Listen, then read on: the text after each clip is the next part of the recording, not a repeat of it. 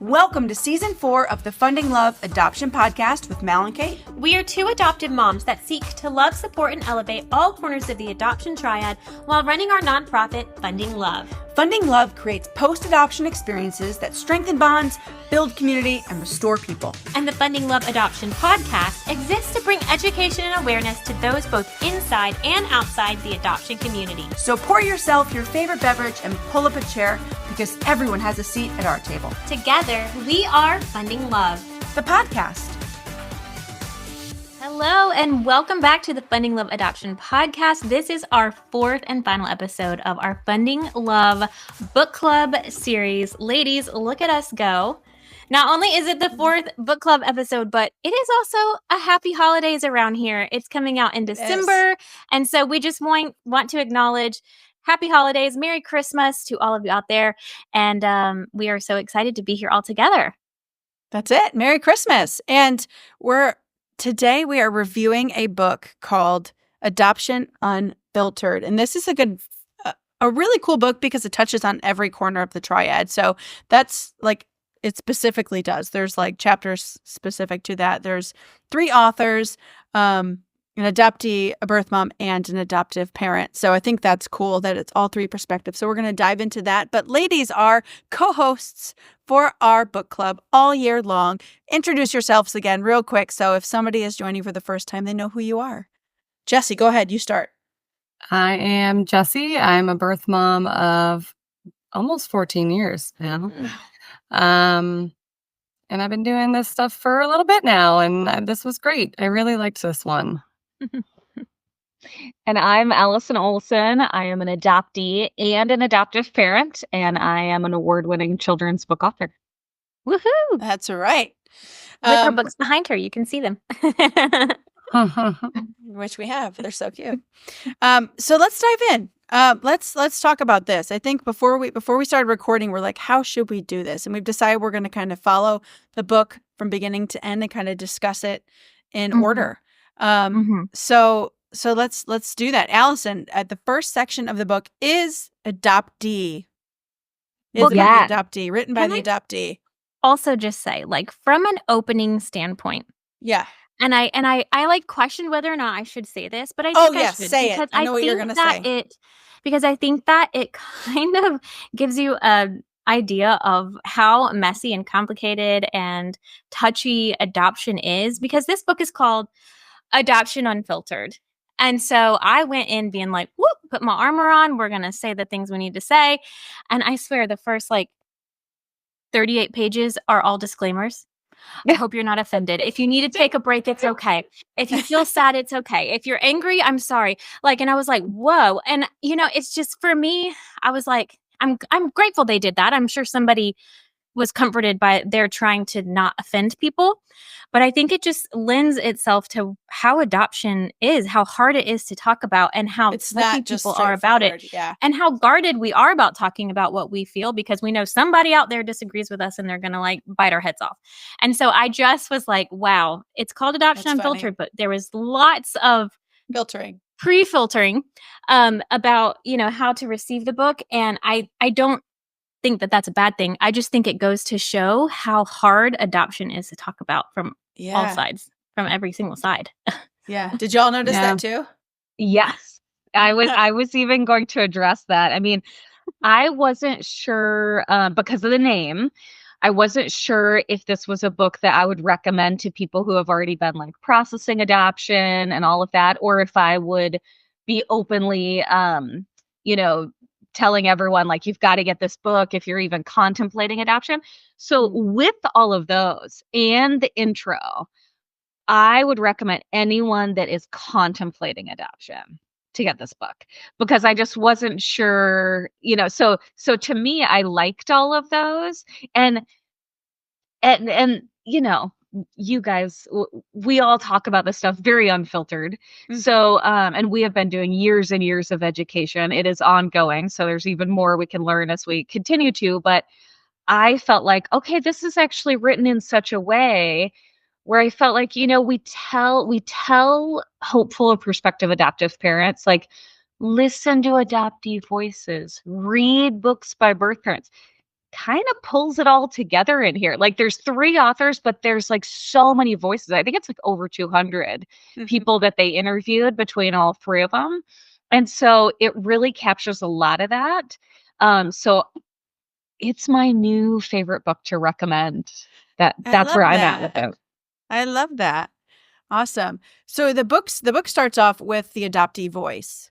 So Allison, I guess just since I guess you're the adoptee here in the circle, you are now, like, I don't know, pick out some of the things. Like what was it that struck you? Did you resonate with it? Was some of it uncomfortable for you? Like where were you on that? Sure. So I would say the interesting thing, and this is a general about the book, and then I'll get into the adoptee section. Yeah. The interesting thing for me is because I have spent years like listening to the adoptee voices. I've been reading books by birth parents. The biggest info and the biggest shocks to me were actually in the adoptive parent section. And I was shocked myself by that, right? So anyways, but we'll get there later.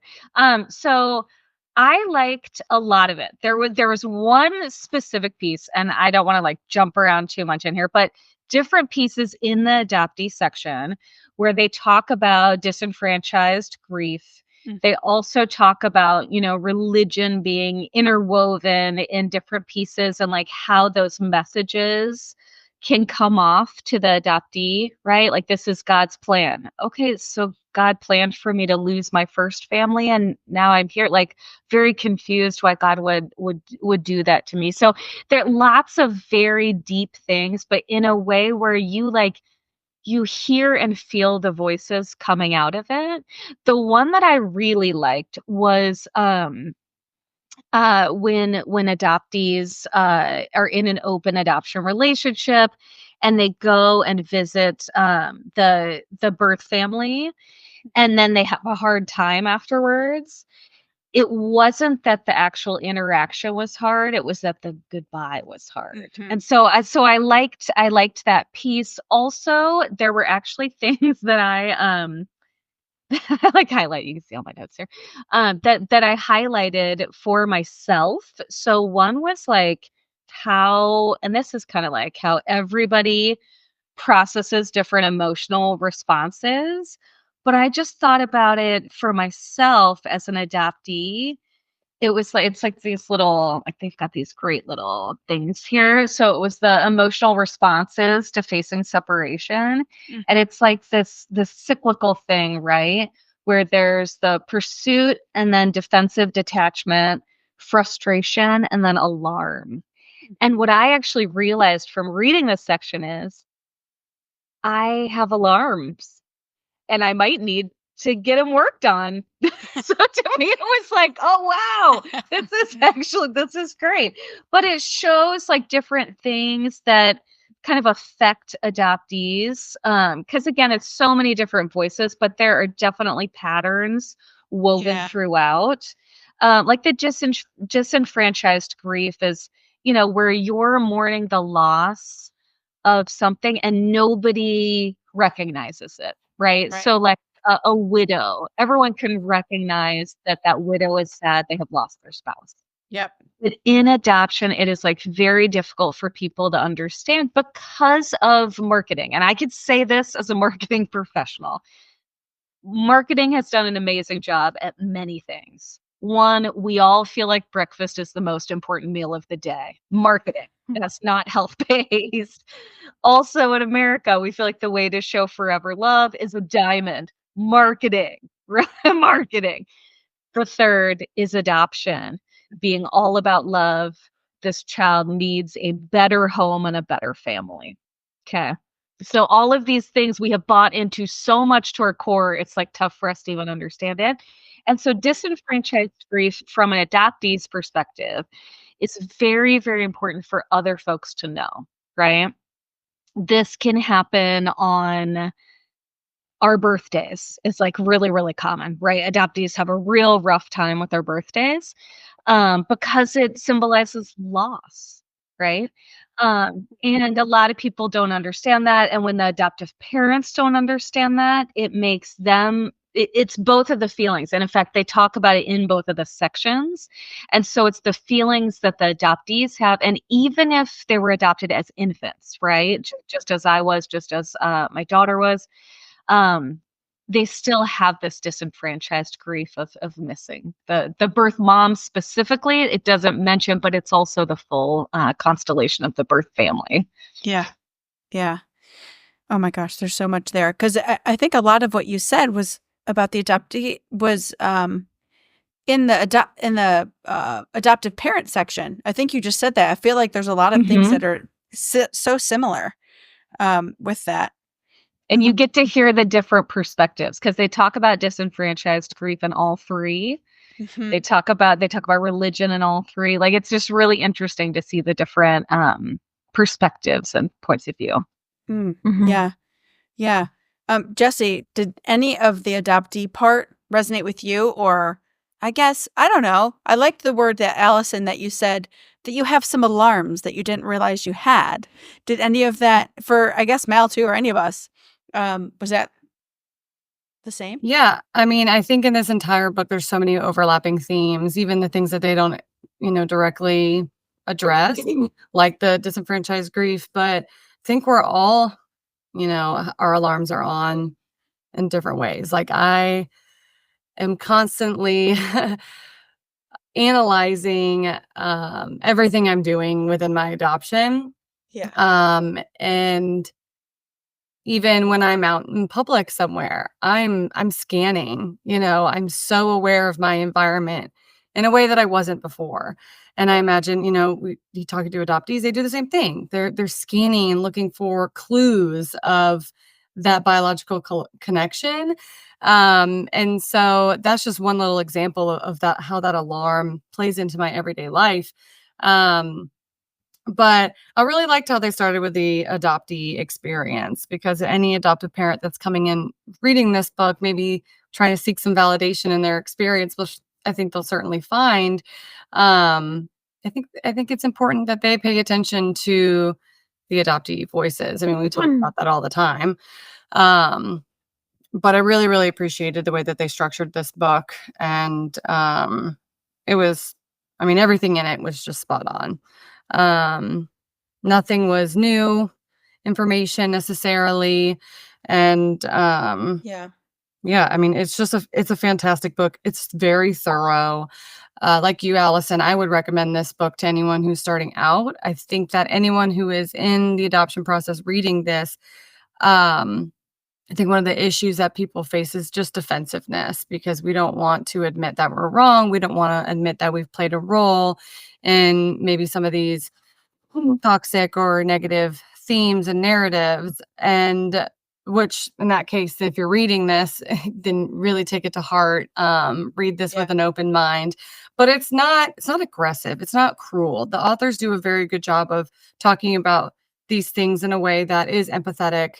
So they do have a lot of the disclaimers at the beginning, but it's not, I don't think anyone should be like afraid of this book, that they're going to be like called out or anything like that. I mean, you might be, but I don't think that they present it in a way that's going to cause more harm than good. Even at the beginning, they say this is neither a book to praise adoption, nor is it a book to skewer it, though you might think at times it is one or the other. If you are someone who needs adoption to be all one thing, this book may not be for you. If you are someone who is curious about and open to the complexities of adoption, who can enter into this messy space between adoption is love, adoption is beautiful, and adoption is evil and should be abolished, you will find much to ponder in these pages. So they do a really good job really encompassing that. Yeah, I think there are some things in here, and I'm going to be honest, that are a little uncomfortable, even for me, who I feel like we talk about this all the time between, especially you guys and Mal, and there's always conversations going on in my circles. But like, even just to see the honesty of the adoptee's point of view can make me feel uncomfortable, having young children now, to know that as they develop, like, it will get more difficult, and me feeling almost inadequate, like, oh my gosh, am I going to be able to navigate this appropriately for them?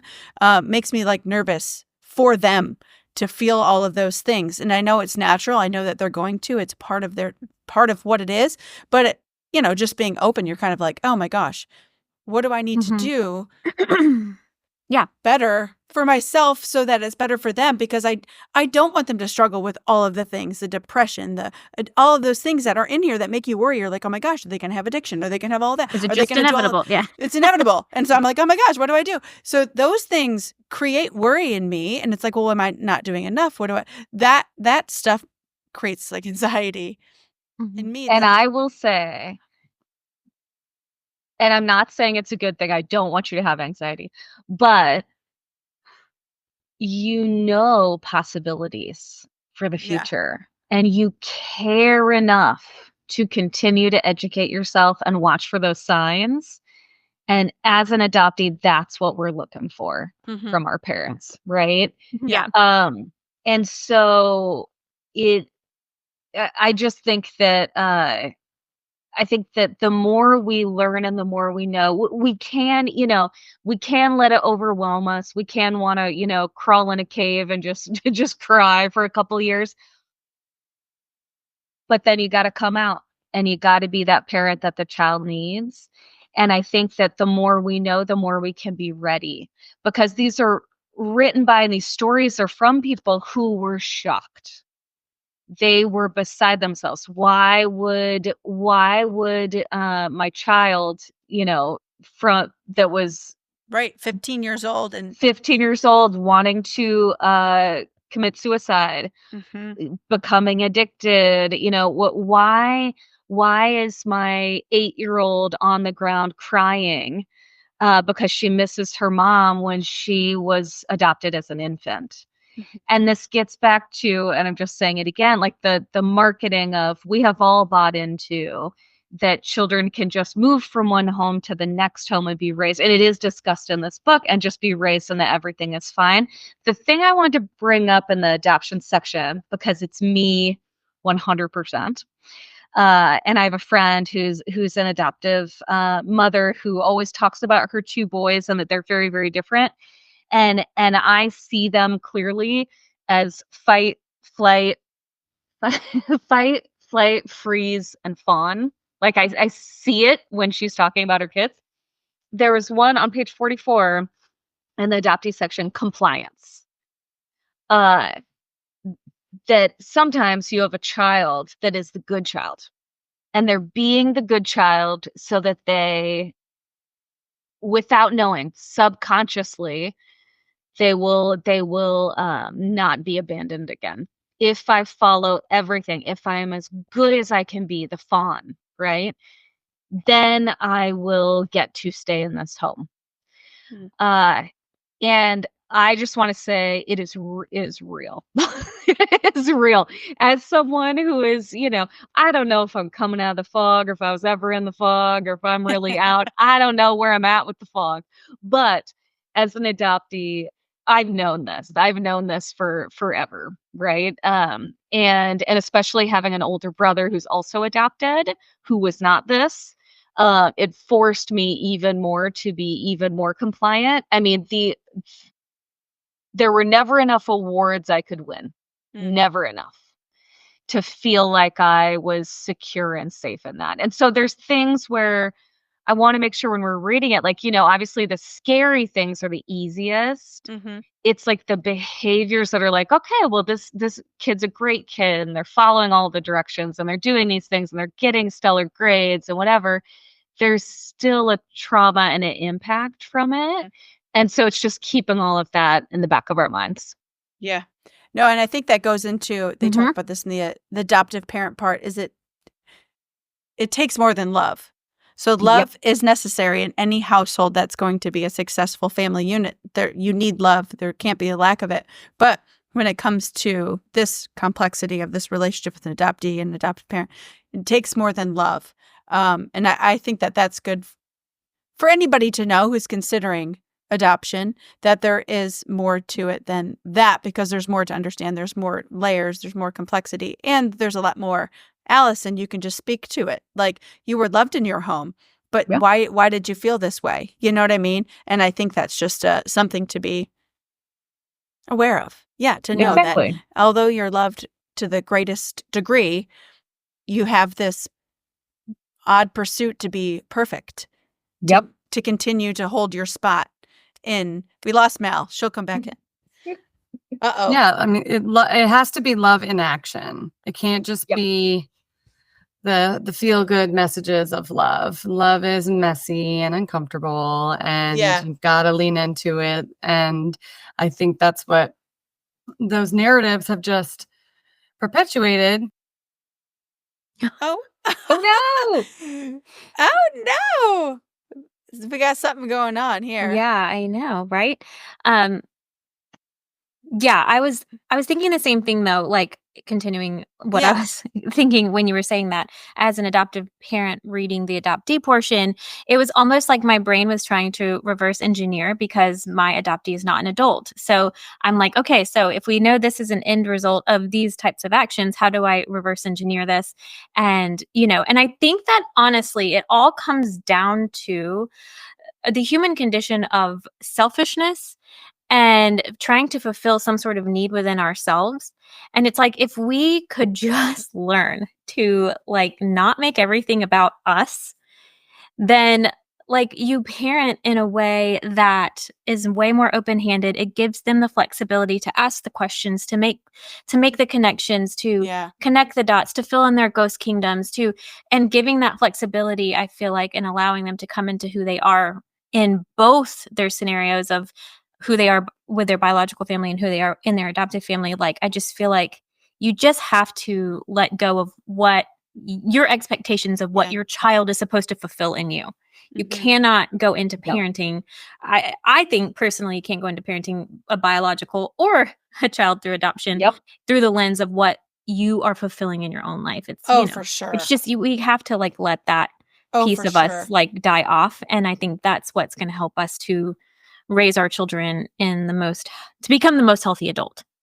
Yeah. But yeah. Oh, here she is. Thank goodness. Jessie is back with us. There she is. Yeah, my new book pressed the little button on my laptop. So Oh no. it happens to me all the time. Anyways. I don't know what I missed. But. Oh, you're good. You're good. But I do want to, Jessie, I want to kind of because the way the book goes, it's adoptee, birth parent, adoptive parent in order. So I kind of want to dive into the next section and kind of discuss some of the things that maybe resonated with you and or worth discussing amongst us that you feel, for sure. that you feel. Oh, where do I begin? It was all really good. I think she starts out, we could talk about the religion part.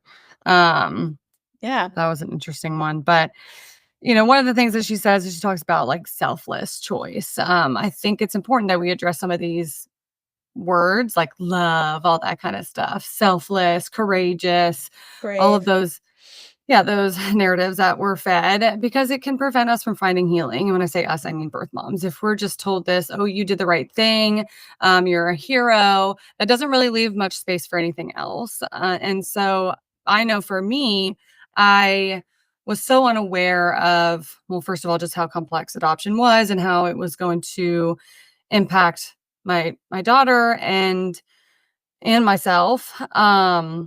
And because of that, I had a really hard time acknowledging and accepting that everything that I was experiencing was grief. I know we've touched on this before in previous episodes, but it took me 6 years before someone even addressed the fact that what I experienced was traumatic. And it was someone unrelated to the adoption world who told me this. I shouldn't have been that person to tell me. I should have known. Someone should have told me this when I was pregnant. We touched on grief a little bit during my pregnancy and what that would look like. And I do remember my pregnancy counselor saying one thing that always stuck with me. And it was basically, she said, one day you're not gonna be crying as much. You might be crying, 5 days in a row, and then you might have an off day. And then those off days might turn into 2, 3, 4, months. And, but that doesn't mean that you love your child any less. And I'm super grateful that she said that, because there was a period where I felt that. And I see it in the birth mother community where moms almost hold on to the grief because it's a sign of love. they don't want to let it go because that's the only remaining connection they have to their child. And that's unprocessed. I mean, that's unprocessed grief, and they've got to work through that. And so if we're not addressing the grief, if we're not telling these moms, like, it's okay to move forward with your life. You're never going to get over this. You're never going to move on in the traditional sense, but you absolutely have to move forward in order to be the best version of yourself in this adoption. And I really appreciated that Kelsey even addressed how these adoption professionals, they don't talk about what the responsibilities are of birth mothers. I see it in my work. It certainly was, that's how my adoption was handled. But there's so much pressure on the adoptive parents to do all the right thing, and rightfully so. But I'm a parent figure to my daughter. I'm not parenting her. It's more indirect, but I have to step up. I've got to show up for her because I have a responsibility to her, to continue to cultivate a safe place for her and to learn about adoption and adoptive experiences. And so all of these books, like this book is just so good because I'm able to understand more of how complex this relationship is. And so I'm able to handle the relationship with the adoptive parents better and with her better. And again, everything is so calculated on, I think, all sides of the triad, every point of contact, all the communication. You know, I'm certainly at a point where I don't have to read my texts or my messages 50 times over. Thank goodness I'm not there anymore. But that's just a testament to the work that we've put into our relationship and making it organic and making it fluid. But it is sad sometimes to see birth moms just get really stuck in their grief and feel helpless in their grief. And you've got a choice. You can either continue to stay where you're at, or you can pick yourself up and use your experience to be better. I know that in some aspects there are a lot of resources and support that are a privilege to receive. But there are always variables in our story that we do have control over, and we have to identify those variables.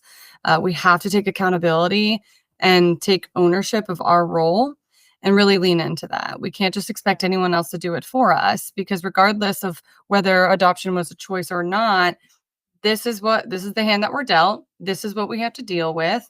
It's not about us. This isn't to be adoptee centered from a birth mother's experience. I don't want to diminish or minimize anyone's grief. Again, I've experienced it too, and I experience it every single day, and I will for the rest of my life.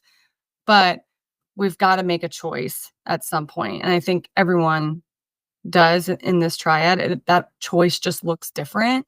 And I think for adoptees, that choice is a little bit more personal for them, a little bit more selfish, because they didn't have a say in this.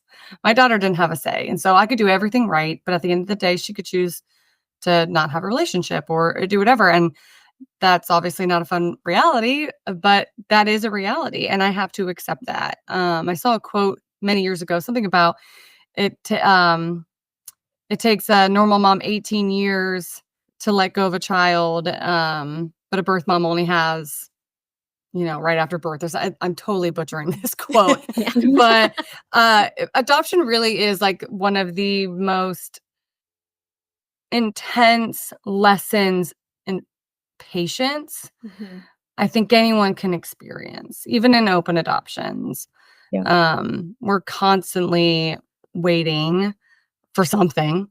And we were talking earlier, Kate, I don't know if we're ever going to do adoption 100% right. Yeah, because that wound will never be healed, no matter what we do. We can certainly alleviate and mitigate some of these emotions and these issues surrounding adoption. But in a perfect world, like, they even said, like, this adoption would not exist. No. It's messy. It's always going to be messy, even if we do everything right. Well, what we were talking about before we hit record, there's openness is a big theme throughout this whole book, just that, openness and adoption. And I was just saying, as the adoptive parent, I feel like I'm constantly not doing enough or the right thing, or I feel like I'm always behind, or I didn't do this right, or I should have done this better. I feel like I'm just, because of the dynamics of power that are that are there where I kind of feel like we shared the power, because I would feel better about that, like myself, like being in this position as the adoptive parent, there is a bit of like pressure to be like, okay, how much is too much? When is it too much? Do I say enough? Am I saying the wrong thing? Am I texting the wrong thing? Should have I said this? Should have I invited her? Should I not invite her? I don't know. So it's like this. So then I constantly feel like I'm always doing the wrong thing or not doing enough. And when is it gonna, like, when will I get it right? And then that's what Jessie said. She goes, I don't know if we'll ever really get it fully right. Like, I don't know if we ever will. And I think that alone, I'm just going to say we all need to give ourselves some grace there, because we are trying and we do care, and I know intention doesn't always, just because it's our intention doesn't make it right. But I do think we do have a good heart in this. And I sometimes I go to sleep, I'm like, oh my gosh, I feel like I didn't do that right. Or I should have said something. And that does weigh on me a lot. And it is, I'm not saying woe is me, but I'm saying it's like, that power dynamic, just because it's on our side doesn't make it like easy peasy, because it's really hard to carry all of that, to know that you're giving everybody what they need. Your child, the birth parent, it's hard. It really is, because you want to do it right for everybody. But then what is my responsibility? Where is the line there of everybody? You know what I mean? I don't know. Yeah. It's hard. I think no, you make a good point, because I think all of us, we are, as long as you're trying to do it right and you're going in with good intentions, but like you just said, like, good intentions aren't always, that doesn't really mean anything. But but I think for birth moms, like, we're constantly thinking like, am I doing right by the adopted parents? Am I doing right by my placed child? And then you've got the adoptees who are probably, am I doing things right by my birth parents? Am I doing things right by my adopted parents? I mean, all of us here are like really trying to make this work. Everyone, we need to acknowledge this. Like, like, guys, we're all figuring this out together, especially with open adoption and the trends in open adoption, the way they look now. It's kind of all experimental. I mean, even the research that we have is not substantial. It's not great. And so we're going to look back in 10 years. I'm sure each of us will look back in 10, 20 years and go, oh gosh, I can't believe I said that. Or I can't believe I did that in my adoption, as we grow and learn more, which is why it's so important to have moments of reflection and even check-ins within your open adoption and say, hey, this seemed to work really well this past year for us. How are you feeling about these visits? How are you feeling about our level of communication? And because you have no prior relationship with the mom or the family, you've got to be even more intentional about those awkward conversations. But the earlier you have them, the more often you have them, the easier it's going to be, and the more safety you're creating within your adoption too. Right. Well, and I just have to say, from an adoptee standpoint, because I know there's a lot of adoptive parents that are listening to this, or prospective adoptive parents that are listening to this. I would say becoming a parent, however someone becomes a parent, there is always what you are saying, right? There's always, am I doing this right? Am I not doing this right? There's just an extra level with adoption. And I will go so far as to say, then you are doing it right if you're not sure. Like, if you're like, oh, let me do a little bit of this, let me do some of this, and is it enough? Is it like, then you're probably doing it right. And you're trying to read situations, you're trying to understand your child, you're trying to think ahead, like all of those things. That is what us adoptees are, that's what we're asking for. Right. Is that love and care. And hearing Jessie, you say that too, is really cool and critical for adoptees, right? Especially older ones like me, where, you have reunion, and I'll tell you, the birth family, they're not out there trying to learn about the appropriate adoption language. They're not, because they don't know that they need to. But the one thing, to get us back to the book really quick, talking about the birth family, and we've just kind of said it in here, but I think we should make it a little bit clearer. There is a cool diagram. I couldn't find the exact page when I was flipping through again, but so adoption constellation. And I believe that was coined from Adoption Mosaic, which is actually here local in Portland, Oregon. But it is, thank you, Jessie. Thank you. It is basically this huge constellation, as you would like look up at the stars, right? That are involved beyond just the adoption triad.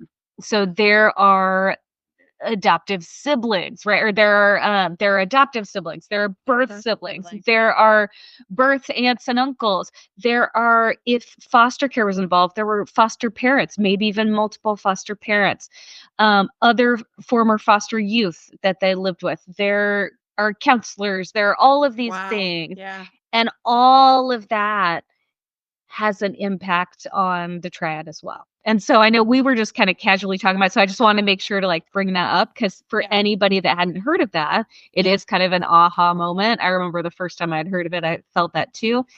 Well, and I think it holds everybody in society accountable, because I feel like so many people write off the adoption community as like, well, I don't really have anything to do with that. I don't need to give to a post-adoption support nonprofit. I don't need to invest in women after they've placed a child. I don't need to help an adoptive family. Because I don't know anybody in that area. I don't know anybody. I didn't adopt. It doesn't, I mean, maybe someone that I knew kind of, adopted someone, but like it doesn't have anything to do with me. Like it does. It does. You're a neighbor, you're a teacher, you're a librarian. It's important. You're a coworker. Like, it's important. Yeah. It is. Yeah. It holds everybody accountable, so. Yeah. Can I say my other, I want to say my aha in the birth mom section. My aha in the birth mom section. That's also a little bit like, duh. Like after you hear it, you're like, oh my gosh, if I had put myself in a birth mom's shoes, yes. It says non-existent neutral support. Mm-hmm. Do a Google. If anybody on this podcast, do a Google of unexpected pregnancy, of what to do about an unexpected pregnancy, anything like that, and see what comes up. If you want to give it a try, call one of those phone numbers, see what they say. The billion-dollar adoption industry is incentivized. Okay, so let's talk about incentives, right? Incentivizing matters, right? You get a different outcome.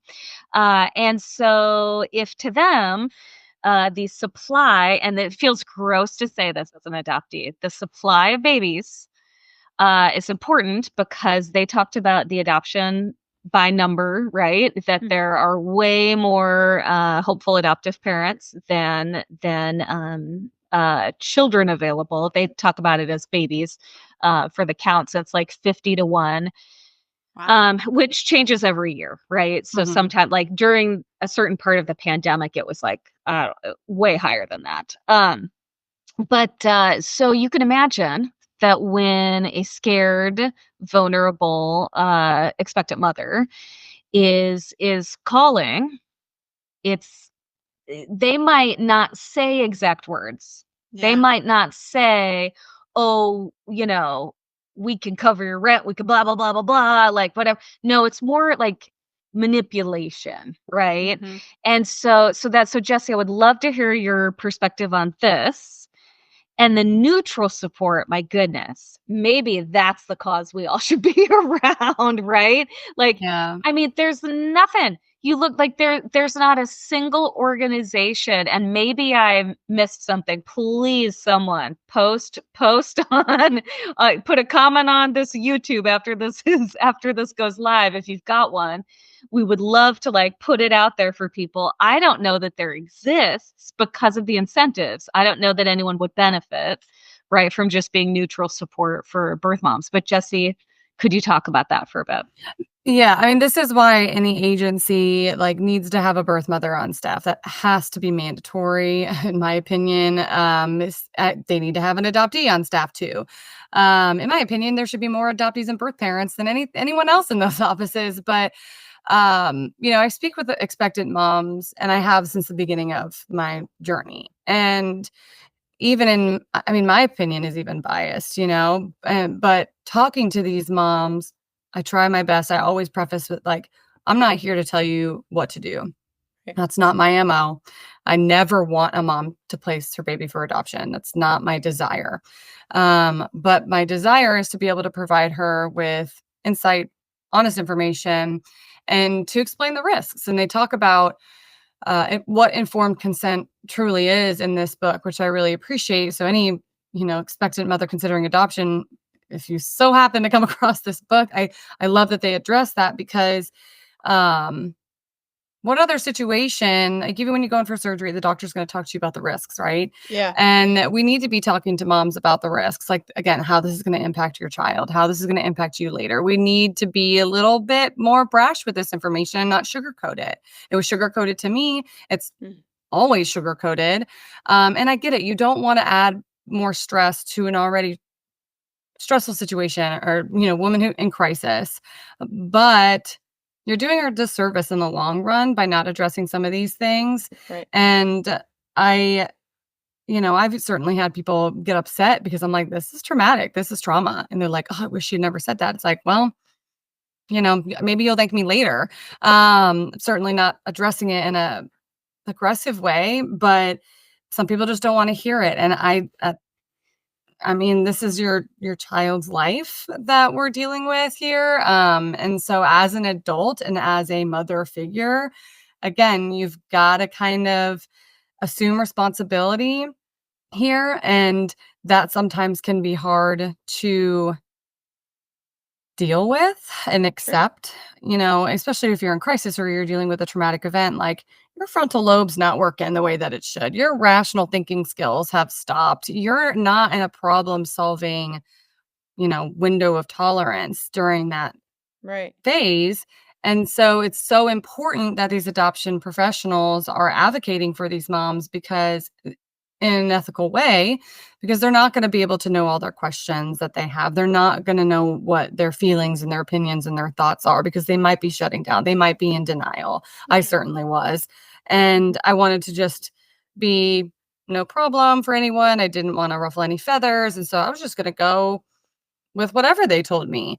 In which case I'm super grateful that I had an agency that treated me like a real human being. Right. And I know that doesn't happen often, unfortunately. I mean, I shouldn't be surprised every time I hear some of these crazy stories from moms who placed, now. But I am. I'm like, really, we're still there. Like, it feels like it's one step forward and 4 steps back. But it's hard to find neutral ground. And so we just have to be very, very careful with how we're presenting the information and making sure that we're explaining everything to the best of our abilities in a way that they are going to be able to understand and receive and digest, especially when you're under stress. Yeah. But yeah, we're doing these moms a disservice. We're doing these children a disservice. And we're doing the adoptive families a disservice by not educating these moms on this stuff. And Allison, you touched on reunion, which is a whole other issue I see in this space. You're right. Like, I see so many birth moms that go into it, dive head first. And then when that honeymoon phase ends, they start to panic because communication isn't as frequent and they spiral. There's that rejection feeling and think that they're doing something wrong. And then they're overwhelming their child. And it just gets so messy. And there's not enough conversation about how this impacts the adoptee and how they can manage that relationship. And it's not easy to hear. When I first started diving into this stuff, it wasn't comfortable for me to learn about what I had done and accept that responsibility. But I'm a much better birth mom. I'm a much better mom because I understand the adoptee experience better now. And so I don't think birth moms should be afraid of that. I don't think adoptive parents should be afraid of that because we have to be good stewards of our children. And that means we've got to be constant students of our children and learn as much as we can to care for them to the best of our abilities. We can't turn a blind eye to any of this. No.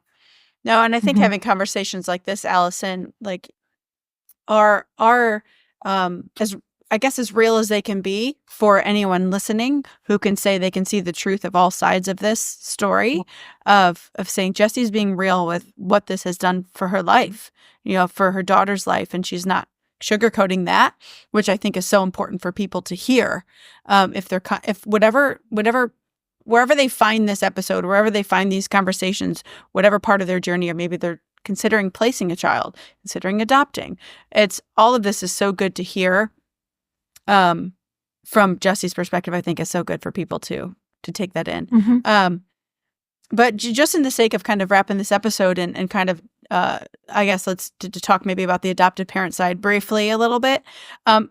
When it comes to the grief that we can say everybody shares in this story, adoptive parents, adoptee, birth parent, there's a part that I underlined here, and it talks about like the powerlessness of, this is an adoptive parent writing this, powerlessness of their child. And I'm just going to read it from here.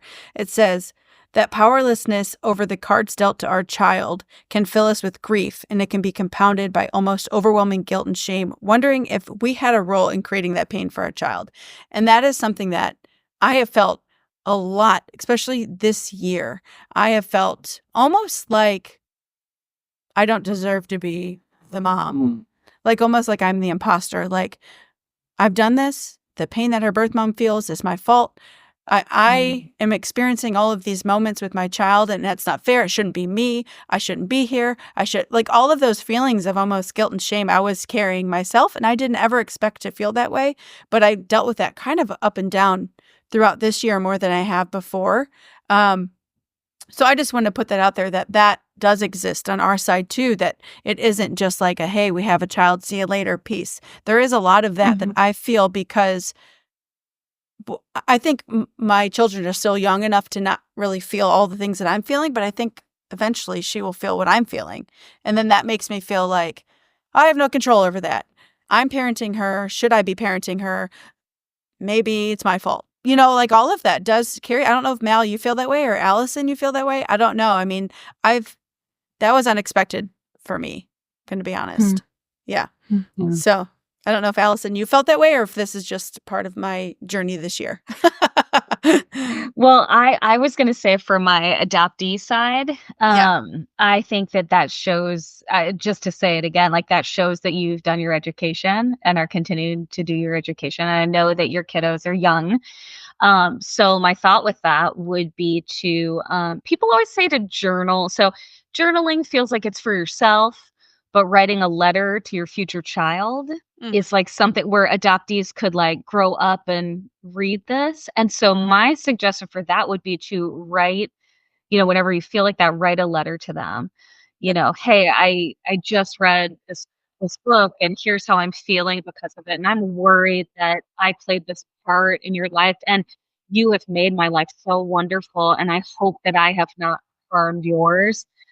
So the healing that does for an adoptee when we are older and we are going through things, like it's hard to even explain. So that's why I say like I call them love letters. Write love letters to the future child where you're explaining big things that you can't really talk to them about quite yet. And then they can always read those and process them. But I think it's the right thing, right? Like as parents, we should always be looking to be better, right? And especially as adoptive parents. And nothing can take away the trauma that has happened. It's how we process it and handle it. And as they get different feelings and different emotions, every adoptee has a whole bunch of different emotions about it and has different experiences with it. And so it's like adapting to theirs, helping to work through theirs, different things like that. So that would be my suggestion. Yeah. So, but it was a little bit like, honestly, that was like affirming to hear that was like okay. There's other people who felt that way. I see a lot of guilt in the adoptive parent community, big time. I know that was something my agency educated the families on, of like, you're going to go through periods of guilt. You're going to feel really bad about this. And just knowing that other people are experiencing what we're experiencing just helps. But I also think like each of us, like I experience my own guilt. There's many times of like, am I even worthy to be her mom? Like so many birth moms are like, I can't call myself mom. Like that feels weird, right? And, it isn't until oftentimes when we become mothers or parent other children that we're finally like have something to show for in a way. Like, oh my goodness, I can finally really accept this title. And I think everyone kind of struggles with understanding their role and if they're even worthy of that. But yeah, it's so complicated. And I think we really need to just remember that we're all doing this together. We're all figuring this out together. We've got to, pursue relationships with adoptive families. We have to pursue relationships with adoptees. My relationships with adoptees are by far the most important relationships in my adoption. My relationships with my birth moms are the most important in my healing journey. And we've got to do this together. There's no other way. Yeah, we all share the same exact feelings. We really do. It's like that. We're all the same. We're all just saying it. Well, and that's the cool thing with the book. It'll talk about. It talks about disenfranchised grief across all of them. Yeah. It talks about insecurities across all of them. It talks about the religious impact across. So it's like really cool with all those different perspectives. I'll tell you the big aha for me in the adoptive parent section. And I could not find the exact quote, so I'm so sorry. We'll have to like write it in the comments or something. But it was sometimes when adoptive parents are going through and like making the big decision around adoption, and they have so many different things swirling in their head that sometimes the easiest questions to come out are just how long is it going to take and how much money. But that's not necessarily everything that they're actually processing. So that's the one thing to me where I was like, oh my gosh, sometimes I think I'm misunderstanding prospective adoptive parents, and that they might be very, very overwhelmed about this thing that seems scary. They might have done more research than we even think. And they're saying things that sound like, I just have baby fever and I want to hurry up and get this baby and spend $1 bajillion, all the things where it's like, ick and ick and ick, but that was like, whoa. Well, I think this might not be what you're talking about, but I underlined it. It said, this isn't, because it talks about grief. So a lot of adoptive parents come in with grief already from infertility journey. Not everyone, but a lot do. It says, and the baby fever thing. Okay, they use that term baby fever in here. Yep. It isn't because adoptive parents are heartless, but because we, like adoptees and birth parents, are living with a human brain that seeks protection from overwhelming pain. So it's not that it is a heartless thing. It's just kind of like it is something that will bring comfort, and it's a both and. They talk about a both and, so you can have both of those things. And I do like that they brought that up, because adoptive parents often do get that like point of like, oh, you just want my baby and that's it. Well, I don't just want your baby. They do want a baby because of loss they've experienced. So it's kind of a both and when they're in trauma themselves, it comes out like that. And that's healthy or not healthy. Got to process your own trauma. Healthy or not healthy. That's just the way that it is, But anyways, we could go round and round. We really could. We could go round and round and round. We didn't even touch the religion thing either. I wish we had more time. I know, but maybe I don't know. We can have that conversation off camera, I guess. But this was such a good episode, and it's wrapping up our book club. So this has been so fun, ladies. It really has. Going through all these books. And I guess, if you haven't read any of our books, we can put them on our social media or in our notes if you want to go back and read any of the ones that we've touched on this year. But they've been great. They've taught me a lot. I have learned so much this year. And you ladies have taught me so much. So I'm so grateful that you did this with us. And that's a wrap. And also, Merry Christmas.